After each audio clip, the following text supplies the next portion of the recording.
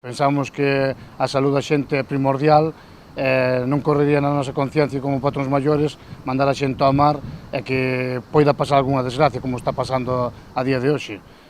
Por ese motivo, tomouse a decisión de non volver a tomar actividade nos lombos do Ulla e máis nas utilizacións de libre marisqueo que gestiona Rañeiros. Segundo nos confirmou a día de hoxe, no Pósito Rianxeiro xa hai confirmados 2 positivos por coronavirus. Aínda así, o problema sanitario úneselle tamén a falta de mercado para o seu produto, o que provoca unha baixada moi notable dos ingresos. Os últimos días que estuvamos indo ao mar xa fomos baixo un precio pactado, o cal esa empresa despois xa dixo que non quería marisco para a semana seguinte, por ese motivo se parou.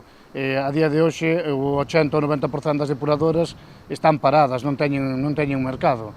O que non podemos é mandar a xente ao mar tamén, porque non só somos marisqueo a flote, está o marisqueo a pé que tamén está afectado, non podemos garantizar que vayamos ao mar e que hai unha salida para todo ese marisco que se colle non só na Ría da Arouxa, estamos falando de toda Galicia. O patrón maior rianxeiro non entende tampouco as razóns polas que a Xunta mantén o marisqueo como un ben de primeira necesidade. O que non é normal é que nos teñan como ao marisqueo como un produto de primeira necesidade. Non entendemos. O marisqueo é un artículo, como quen di, como dicimos nós, que é de lujo, porque é un produto de alta calidad.